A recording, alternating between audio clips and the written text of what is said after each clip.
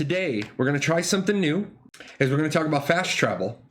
We're going to be talking about family summons, airships, the teleportation. We're going to talk about autopathing, and we're going to talk about carriages. So with that said, we're going to talk all forms of fast travel. And if you haven't seen the video I'm about to link to you, there was a little homework for today. But if you're brand new, that's okay. You might want to, go back and do the old reading and you'll be caught up. If you're over on YouTube and you're watching this after the fact, upper right-hand corner, I've linked the video that I linked in chat so you can see the scientific nodes video, and I do a lot more discussion on the metro piece, but we're going to start with the family summons. And it's been a pretty controversial topic, and I kind of want to know what you guys think about the family summoning. There's been a huge hoopla. Lots of people acting like Chicken Little, the sky is falling. I kind of want to know what you have to say. If anybody has an opinion, we'll start with your opinions. I know you guys come here for my opinion, but I want to give you the opportunity to express yours.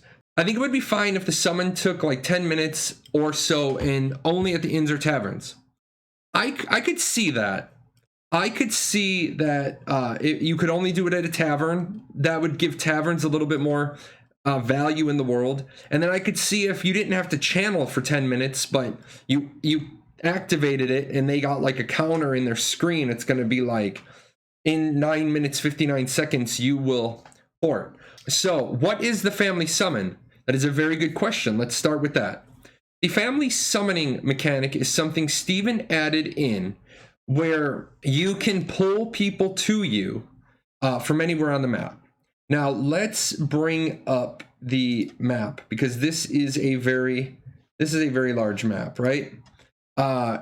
Keep in mind that it can take hours and hours and hours to move around this map. So they originally said there was going to be minimum fast travel, and now they've said that you can pull the members of your family to you. So that's what the family summon is. Right now, it's a 30-second to 1 minute channel, and then it's a 30-minute cooldown.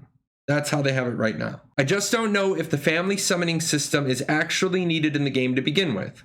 What is its main purpose and who is it for? What was the point of limiting flying mounts and fast travel to make distance matter, if you then make a system to undercut those limits? I find the system to conflict with the philosophy of distance being important and the risk-reward side of traveling. You have basically summed up. That is a great summation of pretty much the entire opposition argument. So, yes, you're looking at this beautiful world and travel is supposed to matter. Who is the family summoning for?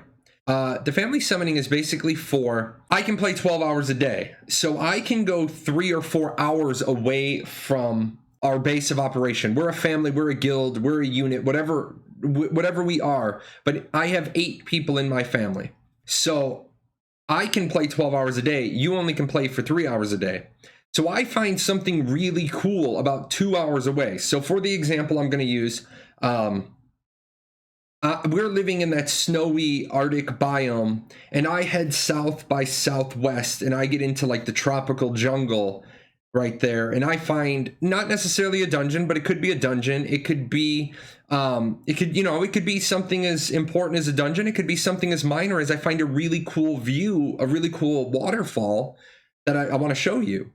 Well, the problem is it took 2 hours to get there. Well, you can only play for 3 hours a night. So 66% of your playtime for the night would be spent getting there. So who the family teleport is designed for are the people who have limited playtime, still being able to play in that world so it feels large. Somebody says, I personally don't like it. On the positive side, you can get straight to play with your buddies. But on the negative, that's a pretty big incentive to have 5 rogues summon a full raid to a location in 4 to 8 minutes. Well, 5 rogues, different families, 7 summons each, 35 plus the 5, 40, yes. And you could cascade summon pull so you could do that faster. I think, however, people don't know all the limitations. So I want to hear the complaints first. And then I'm going to talk about some of the limitations you might not know about, and that may change your mind. Somebody says, choo choo, yeah, we got a minute. We got a minute on the hype train right out the box. I get how they want to cater to casual families, but I see this as an exploitable feature for the hardcore community. Yes, But and you're absolutely right. Let's put a pin in that one. Let's hold on to that one because of the limitations. I sure can't summon from my family in real life. I think it should have an incredibly long cooldown. I have a big gaming family. I just hope I have enough spots. You will have 8 spots in a family. A family is a closed circle of 8 people. If I'm in the snow mountains and my family members are in the desert, I can call them. Can they come, and how do they go back to the place they were before? That's a good point too. Let's keep in mind that when you summon somebody to you, if you summon your whole family to you, so let's use that desert in the Arctic example. So you're in the desert, you travel off across the ocean through jungles and forests, you get to the Arctic biome, you pull your whole family to you.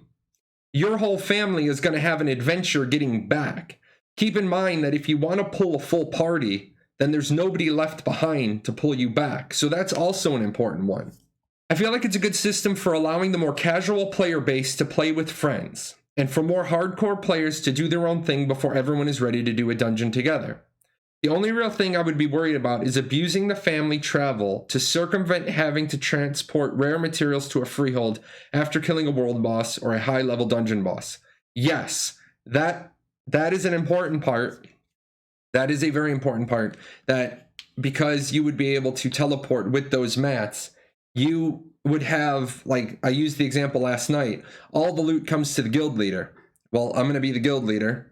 I'm going to have 2 machines up. We just get finished killing this boss that has a gatherable, and instead of me having to fight back through opposition and maybe drop that gatherable, I just go to my other keyboard, pull myself, and I get pulled to the safety of my freehold, drop the stuff off in my chest, and I'm good.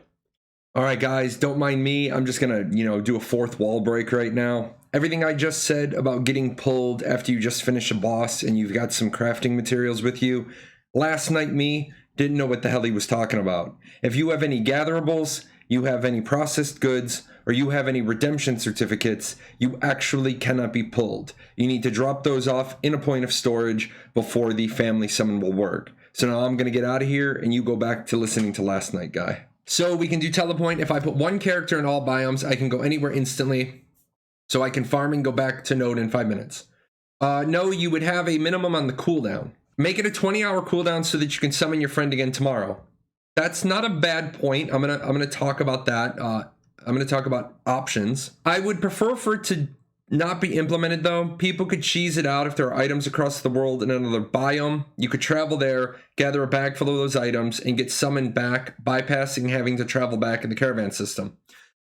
Good point, Hojo, but keep in mind that you wouldn't be bypassing the caravan system because a caravan holds 10 times what a mule does, and a mule holds 10 times what you do.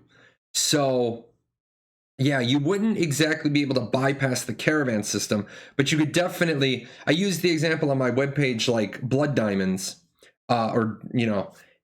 you may find one of those veins that they say is really, really rare, and you mine out 100 of that, and then you get pulled. That would be a problem. Would the mule get teleported too? No, probably not. That would be really easy. That would be really easy to code, that you just left your loot pinata there, or it despawns and drops all the loot. Families may not be as big of a deal as you can't drop a family member and pick a new one up quickly. True. Being able to summon your family only really works if they are online, and I would say, how often will all of your family members be online at the same time? Very situational. My family, my core gaming group is always on at the same time. So we never have that problem. We have scheduled, I'm in hardcore groups. If they gave the teleport a long cooldown, that brings up a new issue of how useful the utility will actually be, since it'll mostly be on cooldown. Yes, but let me say that if it's supposed to be so that you can link up with your friends that can't play often, then you shouldn't really need it more than once per night. I'm going to say you shouldn't need it once per night, because your 8-member family should all be playing in the same time zone, or the same time window. Now, yes, I know there's going to be people who do it for solo work, but let's talk about the limitations, because there's some limitations I don't think people know about. There is a cooldown on the family joining, somebody joining or leaving. So you can't just you can't like summon 7 people, kick them all out of your family, add 7 more people to your family and keep pulling. Number 2, anybody who's corrupted cannot be summoned. So people were saying, well, what about a guy who runs around and kills a bunch of people, and then when he knows he's about to get killed by a bounty hunter, he has his second screen alt click over and pull him out of harm's way? Well, you can't. If you have the corrupted state, you cannot be summoned. You also cannot be summoned if you're in an event flagged state. So if you are already defending a caravan, or you're already attacking a caravan, you can't pull people to you. Now, I know there's a little bit of gray area there. It's like the caravan is here. I'm scouting from right here, and I'm outside of that radius, and I start pulling people. I mean, of course, people could do that, but you couldn't accidentally stumble into the caravan's radius, because remember, when you stumble into the caravan's radius, you have to choose attack, defend, or ignore. You have to ignore it as an option once the radius hits you. And I think that may be tied into this system, because once you have to hit ignore, then you would have that event flag of you're currently flagged to ignore a caravan, so you can't summon. That would have to be tested and worked out. You're going to have some issues. Oh, hell, I was trying to summon somebody, and somebody trolled me and ran a caravan over me. Also, if you're flagged for wars, you can't be summoned. This includes node wars and guild wars. So a lot of the things that people were concerned about, well, if they're raiding us, well, if you're in a guild war, the mechanic's not available to you. Because people that are involved in guild wars aren't the casuals. People who are involved in guild wars are the hardcore. So that takes care of that. And then, of course, if you're not gonna yank up a bunch of, like, you're gonna have to get to the node that you're sieging on your own.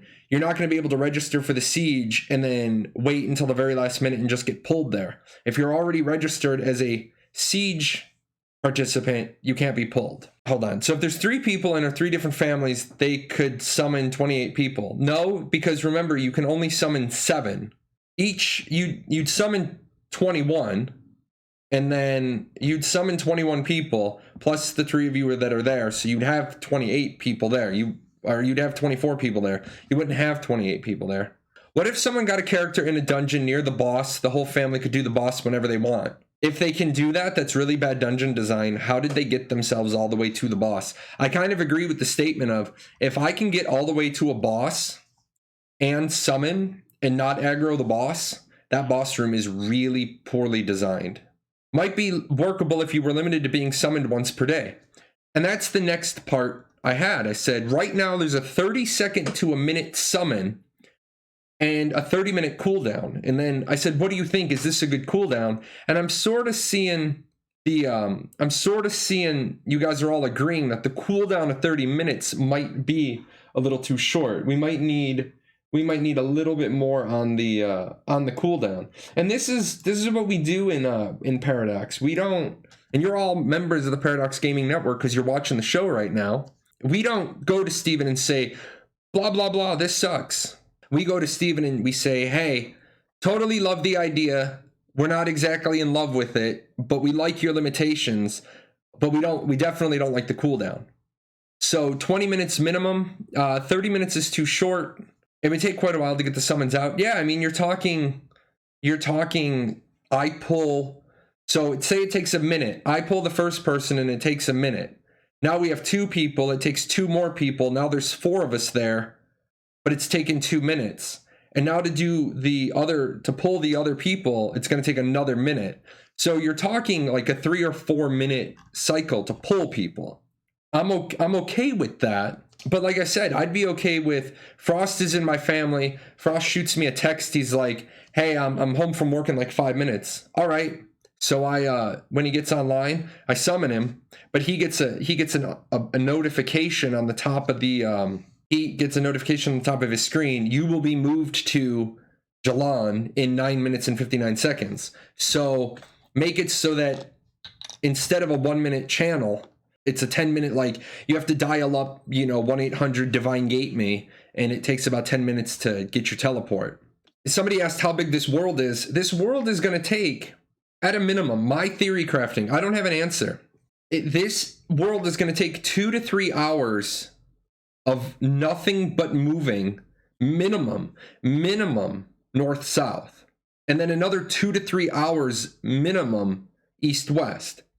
When I say minimum, Steven had given us some information. I started theory crafting the map, and you'll see that I was theory crafting the map with some data he gave us, some data points. I was laying it in, I was designing it, and yeah, minimum 2 to 3 hours to go north to south.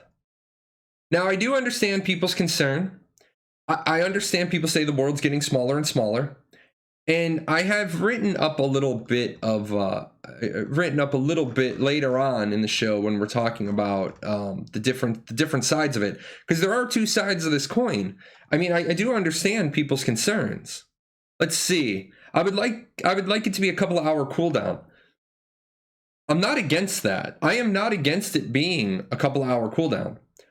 My concern with this is I see both sides of the coin. You guys remember every coin has two sides, and you always got to keep that in mind. The best way to address a concern is to if you ever want to like really argue the position, argue the other guy's position first, because it's really easy to get stuck on your view. So I wrote this up and I said, on one side, the game is big. It's supposed to be big.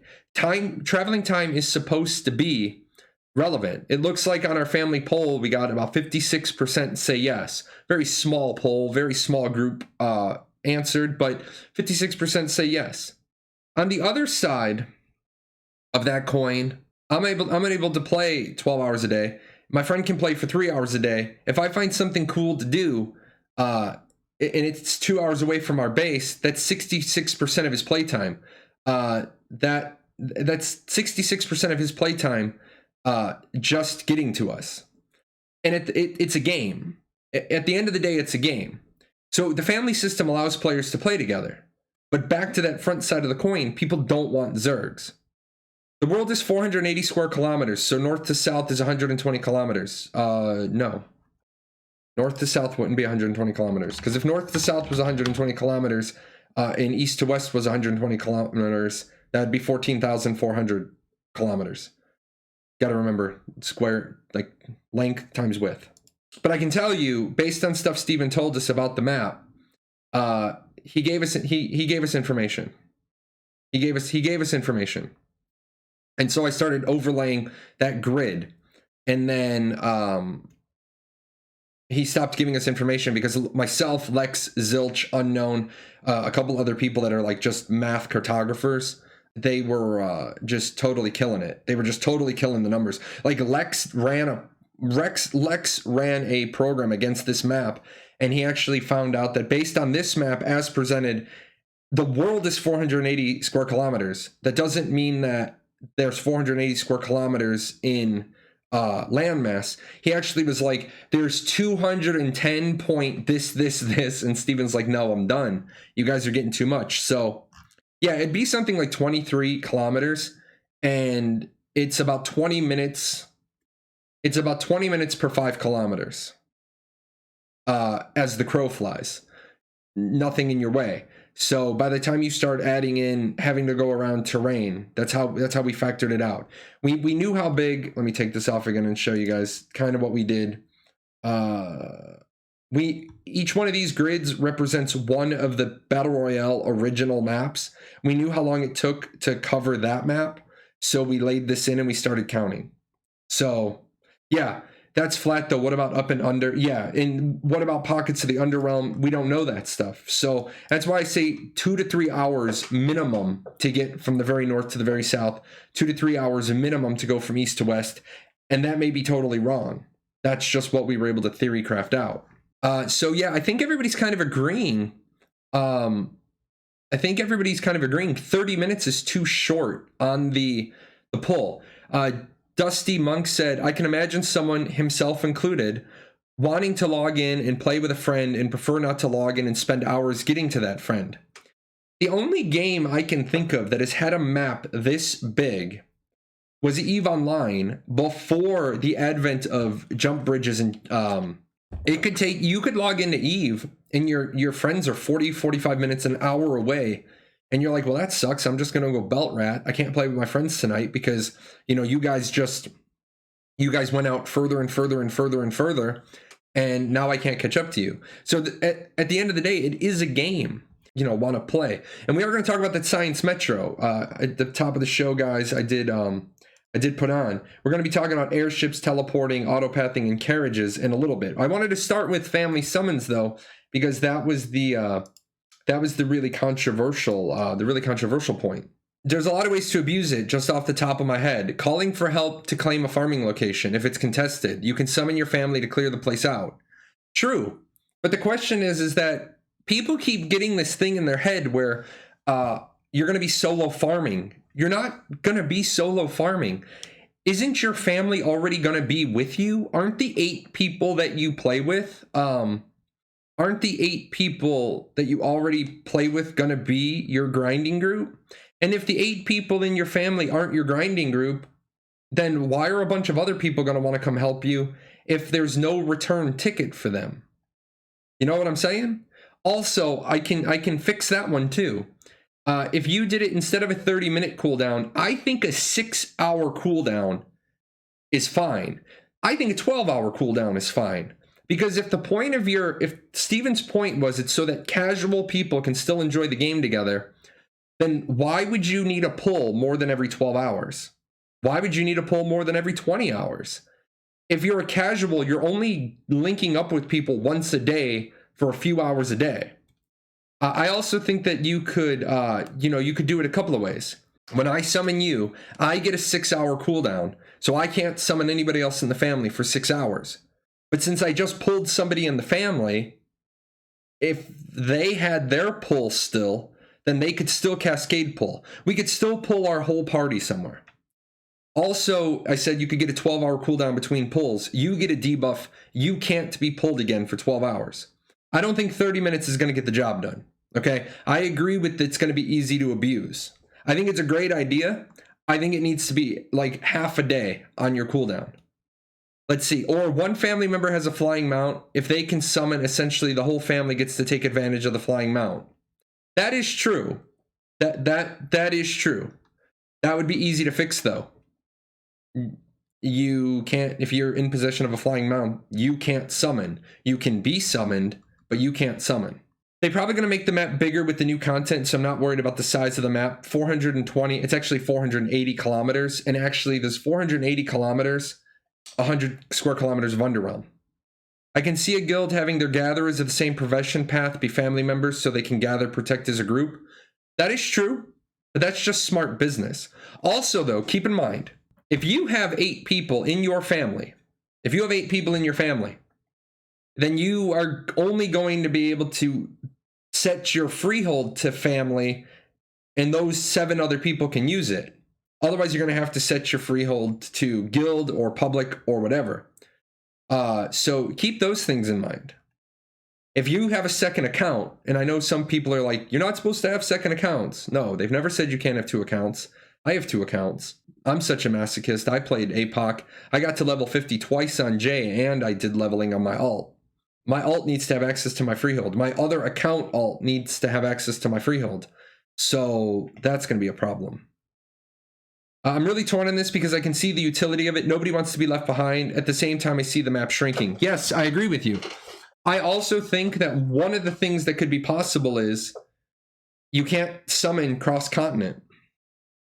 By not being able to summon cross-continent, you keep some of the distance of the world in place. So if Frost and I live in the Arctic biome, and I go to the desert and I find some really cool content in the desert, I still have to sail back to the east coast to the west coast of the east continent to then pull Frost as much as I can, and then we still have to sail over. So I think splitting the continents might be possible to keep it that way. I would like to see the cooldown specific for the character involved. So player A can summon player B once per cooldown, but that doesn't affect player A summoning player C, which has a separate cooldown. No, I'd have to disagree with you on that because it's a family, because it's a cohesive unit. You just have to make it blatant buffs. Otherwise, if you make the cooldowns specific character to character, then people are going to utilize the alt thing. If you make it so you can only be pulled once per 12 hours, then you can't use your alts all around the map to pull you. So I think having a 6-hour cooldown on use or a 12-hour cooldown on you being pulled would stop all the alt shenanigans. Sorry if I'm asking the same question, but what were the dimensions of the map in height and length? We don't know. We know that as seen on the screen right now, that represents 480 square kilometers. And it might be a little off depending on how much water. I trimmed off some water to make this fit above the text, but we don't exactly know how much is going to work, or what the height and length is going to be and how that's going to work. Anyone can build one freehold per account. True. If all of your characters share only one slot, I can see it being abused. No, if you have 8 characters on your account and you want all 8 in a family, you're your own family. Have we addressed limitations on summoning someone with lots of raw or crafted materials? Do you think people would make a low-level summon alt, add it to the family, and just leave it at the main base? Yes.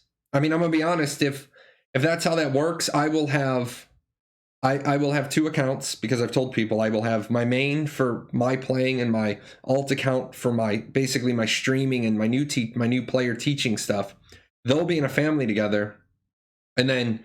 Obviously, I would, my wife will be in my family. That's 3 of us, and then we would either have a couple of friends in the family, or if we don't do that, we'll fill it up with alts. So what if when you're summoned you couldn't attack other? Let me read the whole thing. So what if when you're summoned you couldn't attack other players for 5 to 10 minutes, and you drop any gatherables collected within the last 5 to 10 minutes? No, that's. I'm gonna be honest. That just creates it as a Then why do you have this? Then why do you have this? I don't even want to get involved with limitations. I think that just is. I think that's just broken. Hey, Prime, thanks. I've got the map over. If I'm farming ore in the mountains by myself in the middle of the night, and another guy rolls up on me and knows I'm loaded with ore, he can just summon his buddies to kill me. His family can spread members out across the mountain, and when one finds a miner, they summon an 8v1. Okay. But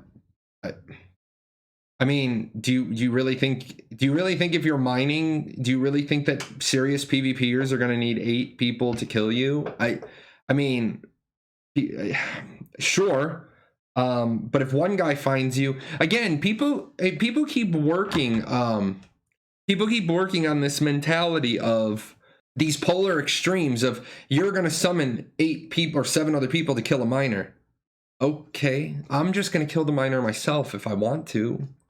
I'm probably not going to kill somebody over their mining because I don't want corruption. I don't think my family's going to want to stop what they're doing to get summoned to kill one innocent miner. I think those are the polar extremes of people's concerns. Are there different degrees or tiers of family? No, 8 people. Where is the risk reward for the family summon? There's not really supposed to be a risk reward for the family summon. It's one of those, and like I said, I'll do the little. I get it. On this side of the coin, the game is big. It's supposed to be big, and travel time is supposed to be relevant. But on this side of the coin, it's a game, and it's still a game.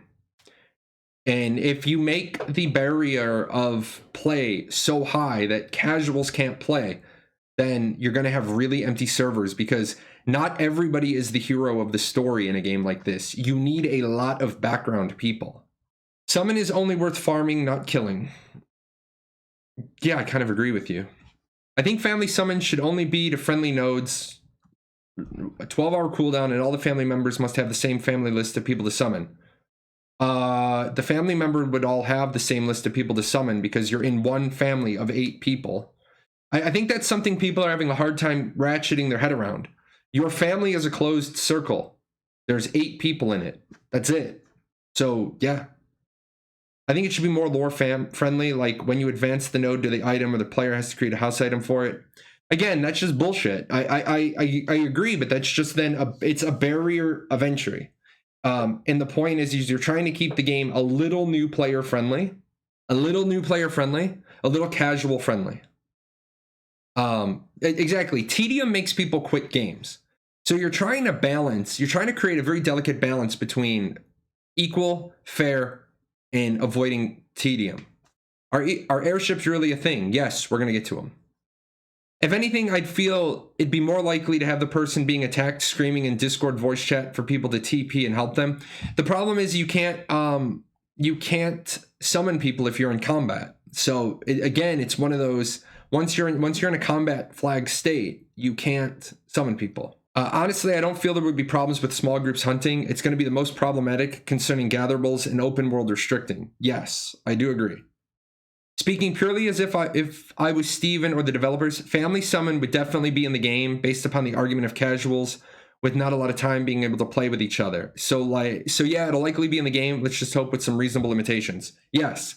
I'm going to remind people, since some of you are just joining us, there are limitations. If family summon allows you to summon anyone from your family anywhere, I imagine several exploitable scenarios. I could see it being restricted to summoning in peace zones or similar. Well, there are no peace zones. So you can't do sneaky stuff, but you just use it as a way to go close to your friends. Yeah, there's no such thing as a peace zone. There's no peace zones. People keep saying these peace zones. The whole world is hostile. Now, if you mean you can't summon people deep into a node you're at war with, well, you can't do that anyway. Why don't they make different summon areas? Wherever you put your family members summoning you, it puts you to the nearest summon spawn area. Just make sure there's one per zone or whatever. People can run the rest of the way to get their family. Because there is no... I mean, that might work if you did it so you could only summon to taverns. That might be one thing. If you could only summon people to respawn points, that might be one thing. And those are all good ideas that will get rolled together. I think there should be a 6-hour cooldown on accepting a summon, but no cooldown on summoning. Yeah, sure. I said that. That was one of the ways I said it.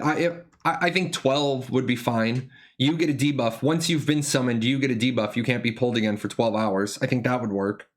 I think 12 would work. Because you can't make the argument that 12 is too long and simultaneously say, but it's only for casual players. Because you're not getting, like, yeah, I'm sure 1 out of 1,000 people are the type of people that do split shift and play video games. So if a scientific node is max leveled, will it have teleports to other max level science nodes? No. Give me a minute. Let's finish up. You guys notice at the bottom, we're on fast traveling. We're talking about family summoning. Then we're going to go to airships. We're going to stay on fast travel as a topic. And then once we're done with that, we're going to go to just open questions and answers. Because you guys seem to like those. Tavern Hearthstone, I'll take one of those. Yeah, I think if I was a developer, or if Steven popped in and said, Jay, I need a fix to this. The community hates it. They're angry. You're the prophet, Jahlon Snow. Give me an answer. I would say, and I think you guys might like this answer. I would say that taverns, when they're built, the tavern owner can put an item in his tavern that allows for summoning to that tavern. Tavern cost? No, not tavern cost, but like the tavern owner builds let's say a lantern, and it's a summoning beacon, and then you can summon from there. I know some people would say, well, then what if I couldn't find a tavern close to my dungeon that I wanted to do? Well, go find one, because there's going to be a tavern there somewhere. Or WoW summon the summoning portal to the front of the dungeon, or build one. Yes. Be like, hey, this is a really hot spot, and there's no tavern here. Maybe somebody in the guild should put a tavern here. All right, guys, I think that was good. I think we tore that one up. I just noticed you're going in order for each part of the segment. Yeah, that's okay. It's a new thing.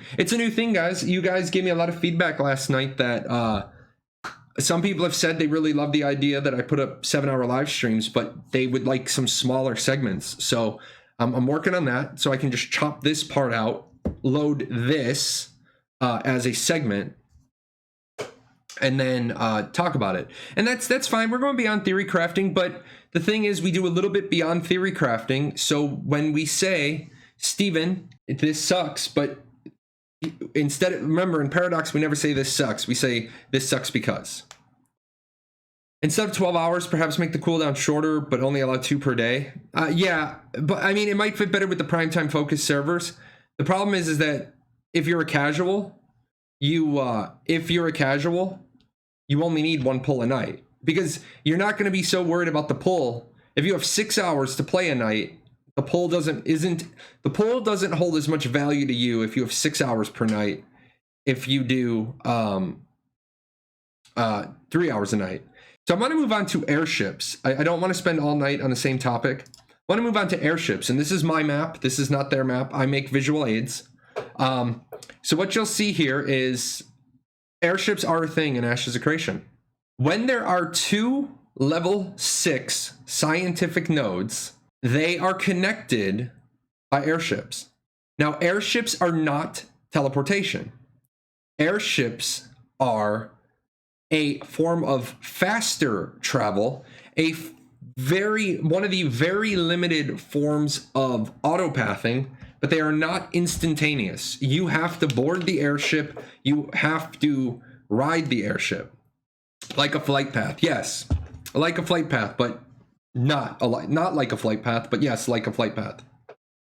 They are like the old boats in EverQuest. They are like the old boats. Yes, they are like the Zeppelin in World of Warcraft. They are like the boats in EverQuest. They are like the boats in Final Fantasy XI. And if you guys never played Final Fantasy XI, I know not everybody did. In Final Fantasy XI, the best offhand club could only be obtained from an event that spawned while you were on the boat. So, yeah. I would love to see, after they get going with what's going on with the airships. Now, I already see some really good questions. I wonder if airships are worth the design work, given that many servers won't have 2 stage 6 scientific nodes. I think a lot of servers are going to have 2 stage 6 scientific nodes, because if you can go across the world because you have 2 stage 6 scientific nodes, yeah, I think that's going to be worth it. I definitely think it's going to be worth it. I think people are going to want the teleport, and I'm going to show the teleport in a little bit. But having the ability to teleport in and around 20% of the world, yeah, that's a pretty big mechanic. I think there will be 2 scientific nodes on the servers.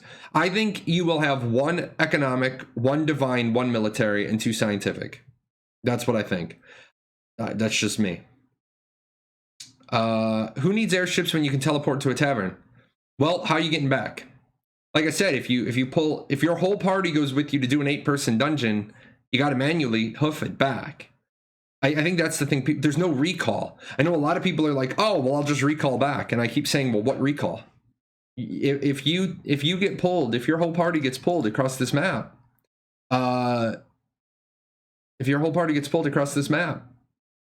you gotta walk. What recall yet? Yeah, there's no recall. There's no recall back to your house. You walk. Can you jump off the airship? Not that we know of, but it's not that we know of. In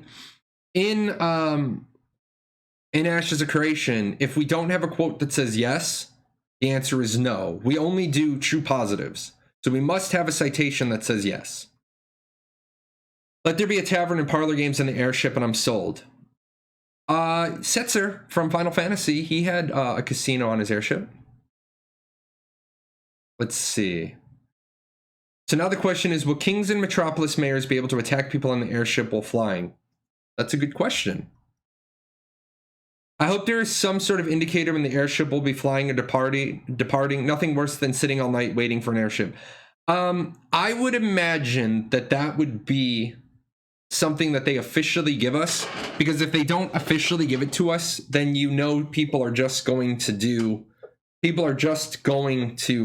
have a timer script, because all you need, if you know what the travel time is and you know how many of them there are, that I can write that in I can write that in Google Sheets and then just have that on my web page.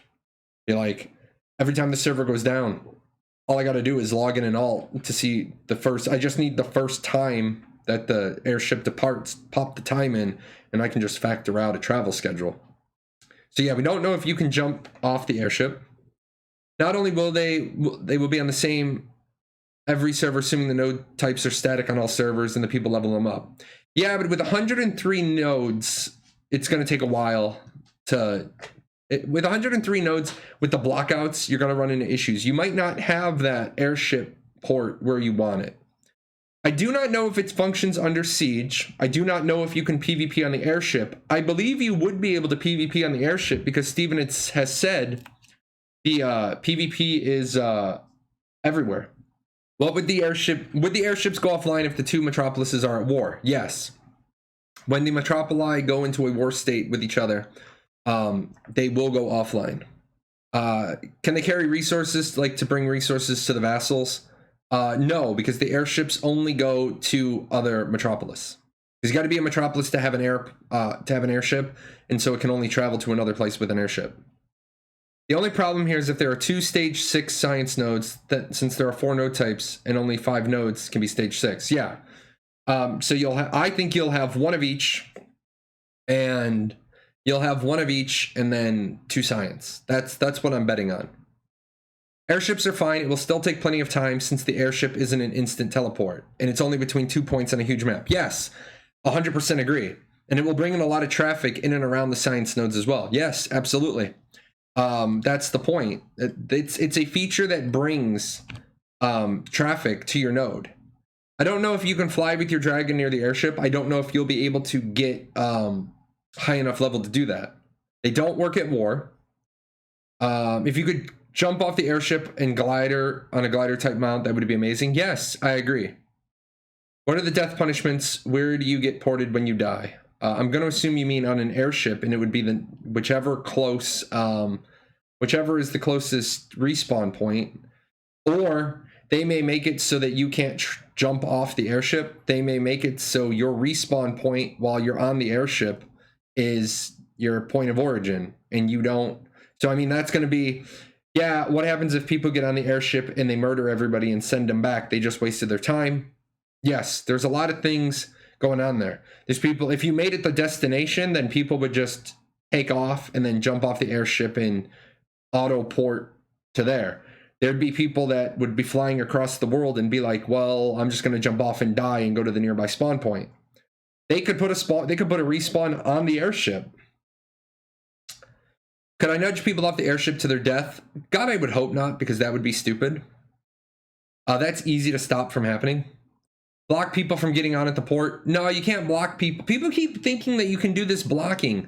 Intrepid's already said there's going to be inertia, so you're going to have to actively be counter pushing against people, or they're just going to nudge you out of the way and walk through you. And honestly, if people keep doing this shenanigans, Intrepid's just going to respond with, all right, let's deal with your stupidity. With active skills, I mean, what are you going to do? Keep throwing up bulwark and keep blocking people? I mean, sure, you could. The only problem is what are you going to do if you throw up bulwark and you accidentally aggro on somebody? I mean, going to be a bad day. Also, you might very well just find that the airship port turns out to be like a Nui in Arcade. You just can't use skills. I mean, there's lots of things. There's lots of things they can do to stop griefing. Can we shoot the Zeppelins down with siege machines? No, probably not. Will airship travel be free or ticket based? And if it's free, will it hold as many people as can be crammed on there? All good questions. All questions I don't know the answer to. It might be free to citizens, might be a ticket for all people, might be a reduced price for the vassals. Underrealm airships, yes. If a Underrealm node levels up to an appropriate level, it gets every advantage that every other metropolis gets. Sign a contract of no combat to get on the airship. Could be. How many airships would be going between the 2 points? Will it be one every 30 minutes? No idea, but I would say don't count on a timer, because if the two metropoli are closer, like I said, this isn't an instant teleport. This is a faster travel. This is not a instant travel. So it might take an hour if the two are all the way across the map from each other. If you've got one on this southeast island and you've got one up here on this west island, that might be an hour's flight time. And people would be like, an hour, this sucks. Yeah, well, you know what? It's an hour on an airship that's saving you 7 or 8 hours by land plus needing a boat. A small 1v1 arena on the roof would be nice for a flight time killer. It would be, except they want to limit arenas only to the military nodes, so they probably wouldn't do that. Airships are better than flight paths, as PvP can still happen on them. Air pirates might become a thing. Yeah, it might be. Maybe. Maybe. Do you think they put some storage on the airship, being able to take materials with you? No. I don't think they would. The only storage you're going to have on the airship is what's in your backpack. They could put the parlor games on the flight paths. Yes. And like I said, Setzer from Final Fantasy, he did the, you know, he had the gambling airship. Sounds like they're doing what WoW did to Orgrimmar, to Undercity. This might kill Navy Wars. How would this kill Navy Wars? I like a long transversal. It makes the map feel alive and like a journey and hold risk. Yes, 100% agree with you. That's also why we probably need the family teleports, because if the world is too big, then people don't want to play it. But it all depends. I mean, that's why we do discussions on these things. Things like, obviously some of you have never heard of this before and you're like, holy hell, airships. And I'm like, yes, airships. Airships are a thing. You guys are going to like some of the other stuff that you're going to hear about tonight. And then we're going to go into open Q&A, because you guys still have tons of questions and that's helping me build my content. So why? People keep asking me why. Why family teleports? Why airships? Why all these other things? And so that's why we talk about, why travel on the water when you can travel over the water? It's a good question, because you can only, if you travel by water, you get to decide where you stop, when you stop, how long you stop, what you do when you stop. It's kind of like, why do I fly to Orlando to go to Disney World instead of driving to Orlando to go to Disney World? The benefit is, 2 years ago when I went to Orlando, I drove. Because 6 sets of plane tickets was expensive. So if the airship has a cost versus I own my own boat, there's a benefit. When I drive to Orlando, I get to decide that I'm going to stop for gas, that I'm going to stop for food. I don't have to go through security. I don't have to arrive at the airport 2 hours early. I don't have to get dressed twice. That stops on Friday, by the way. I get my TSA clearance. So, you know, it's like, I'll give you an example. I'm down by St. Louis. I often travel up to Chicago, and I drive up to Chicago. People ask me why. By the time I drive to the airport, check in through security, wait for my flight, fly to Chicago, get out of the airport, get my rental, I've incurred a bunch of cost, and it's almost the same amount of time. I can almost get to Chicago as fast driving as I can flying. In fact, I have driven to Chicago and picked somebody up who left for the airport at the same time I left to start driving, and I've picked them up at the airport on the other end. So that's why would I take my ship when I could take an airship? Because there's some advantages. What do I do in real life? I do this. This is what I do. This is all I do. I do Ash's stuff all day. This is the first I've heard about airships. See, it's the first you've heard about airships. And guys, don't forget, if you are new to this whole topic,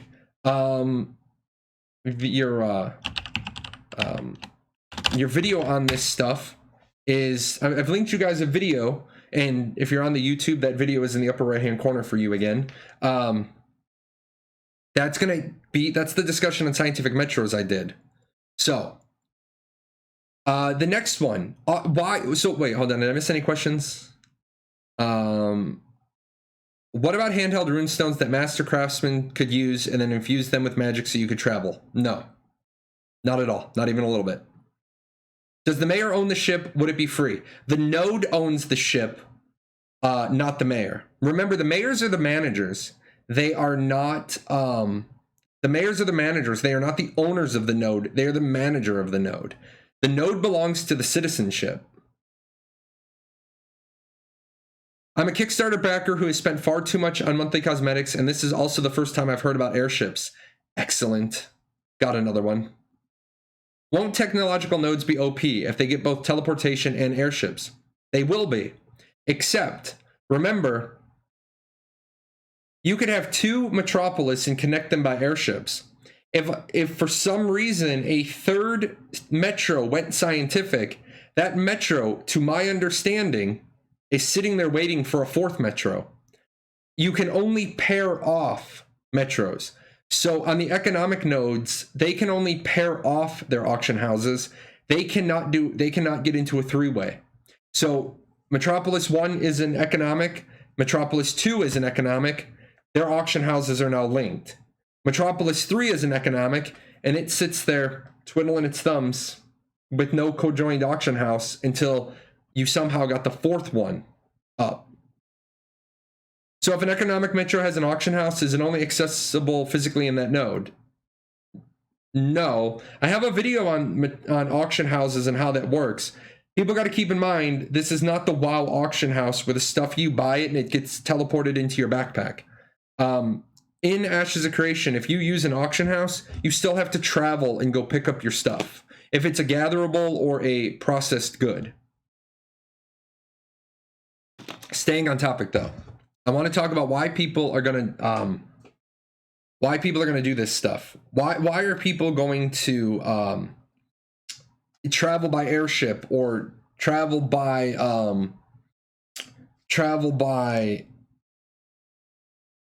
why do we need family summon? Why can't I just open my map and click on it and autopath up there? Because there's no autopathing. There is no autopathing. What you have is you have some very, very limited auto movement. And I don't want to call it autopathing, because autopathing, and I may be wrong, guys. I may be wrong.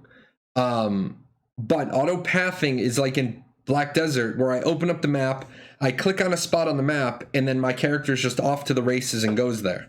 Games like Atlantica Online had autopathing. I'm trying to think what other games have autopathing. EVE Online has autopilot, but that, like, you literally, like, you very rarely want to autopilot through anything other than high sec. And even in high sec, you're not autopiloting if you have a bunch of stuff in your cargo hold. Mobile MMOs, some of you may hate me. Mobile MMOs are not MMOs. Mobile MMOs are phone games. They're in their own category. I don't consider anything I play on my phone an MMORPG. I'm sorry. You can hate me. It's my opinion. I don't think there's anything wrong with them, but I don't think they're MMOs. I think they're phone games. I don't sit here on my phone while I'm at my desk. And the fact that one of the games is now called AFK Arena. Okay. Eve Echoes, I haven't looked at Eve Echoes. Eve Echoes might be okay. Do we know if they're going to have auto run, just meaning you don't have to hold down the sprint button? Yes, probably. I mean, they have many more players than actual computer MMOs. That is true. That is true. There are more people playing phone games than there are people playing computer games, but that's because a lot of people around the world have like a 2-hour commute. But when it comes to autopathing, later, when it comes to autopathing, you will have carriages and you will have some flight paths, but they won't be, you won't be able to start in like the upper corner of the world, and you won't be able to start in this ashy north region of the West continent and autopath all the way down to the boot of Italy.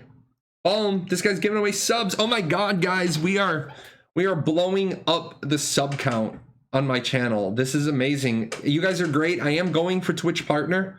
I am trying to be a Twitch partner, and not just because I want to be a Twitch partner, but Twitch partner is going to open up some opportunities for me to help some other content creators. So if you have friends, kick them, turn over some rocks, drop my link in your guild discords and be like, hey, the Ashes guy is doing like that voodoo magic he does. So, but yeah, you're not going to be able to get on one flight path in the north of the West continent and go all the way down to the south of the West continent. You will go like one flight path to one flight path, and then you'll have to go somewhere to get to the next one. Just like if there's a carriage, there may be a carriage that goes between your node and the next node over. So where is my nodes by the sea? Nodes by the sea. What?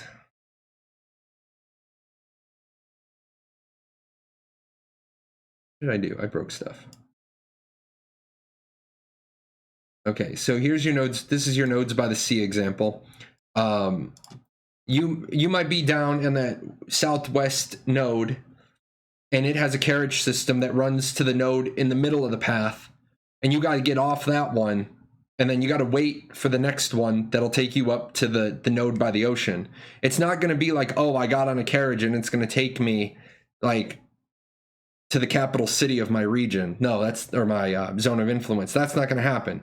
Now, is it possible that there might be carriages that go like 2 nodes over? Yes, sure. Steven, again, he doesn't give me the Steven doesn't give me the keys to the kingdom, right? Steven doesn't be like Jay can see everything. So I must say there's an awful lot of ways to avoid actually traveling on a mount or a foot. Yeah, but keep in mind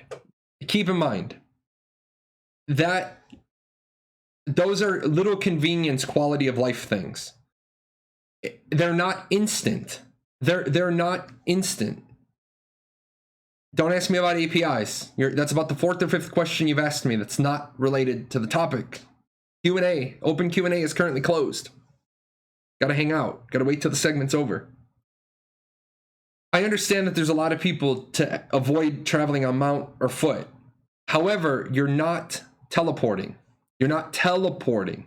You're getting moved at the same rate, or maybe even a slower rate. Nothing says the carriage is going to be the same speed as your mount.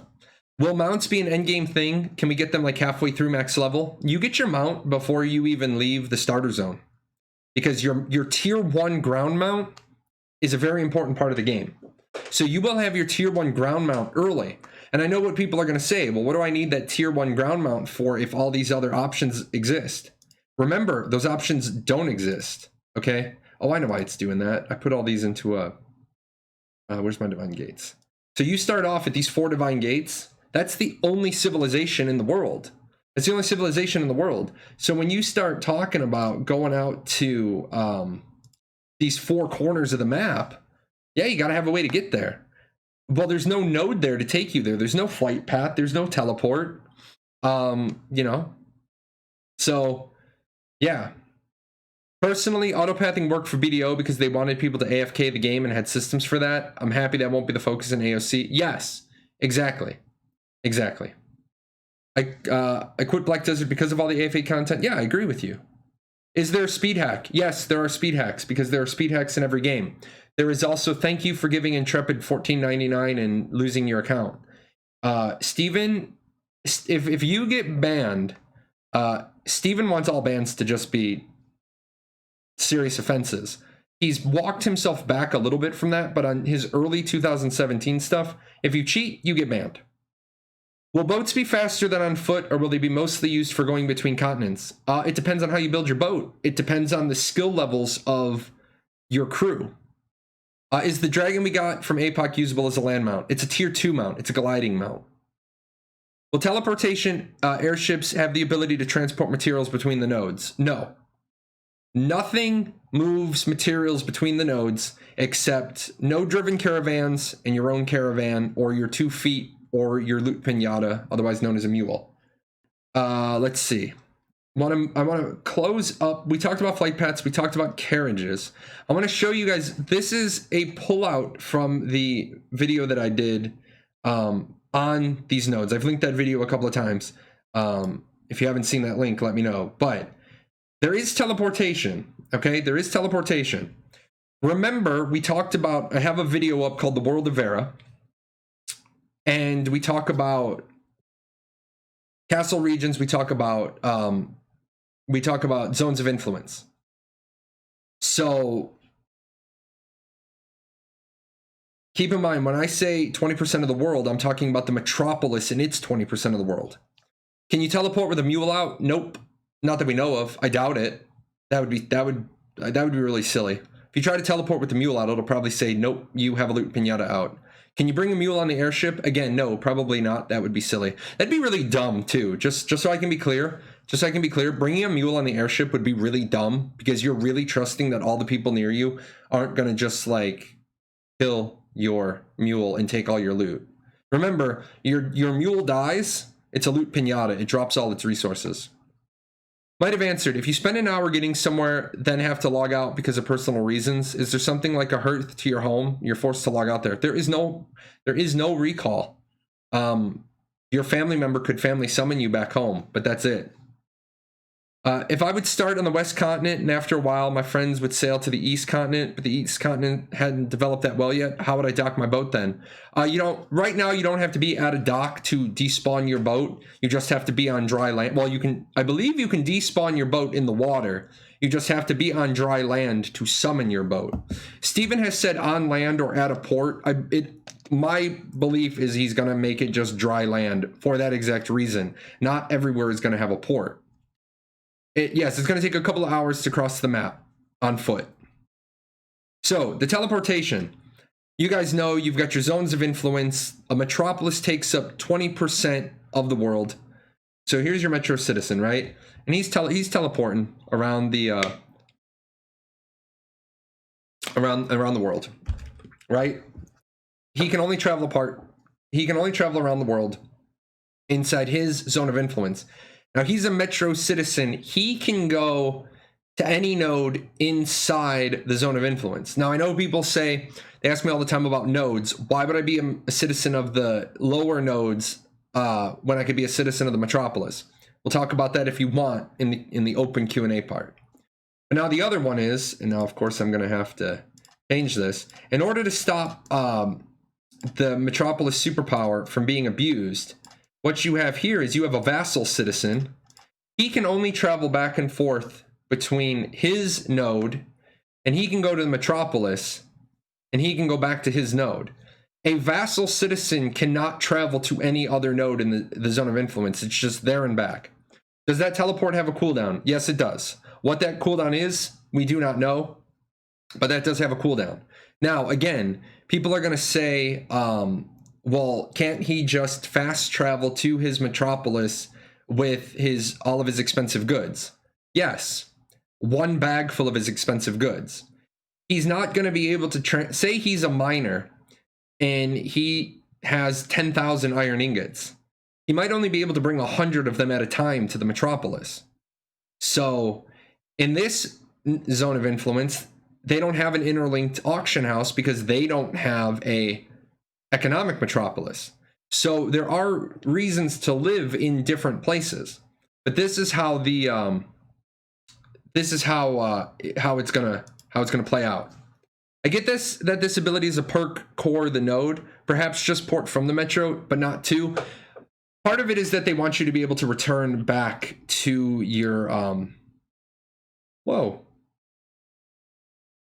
They want you to be able to return back to where you're from. They want you to be able to go back and forth to your normal home. So if your normal home is the metropolis proper, then they want you to be able to get back and forth there. And so, guys, that is it for teleportation. What are you still doing here? Nobody ever stays this long. This is the end screen.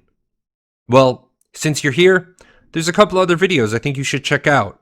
And all those names, those are my patrons over at Patreon. I couldn't do this without them. So, big thanks to them for all their support.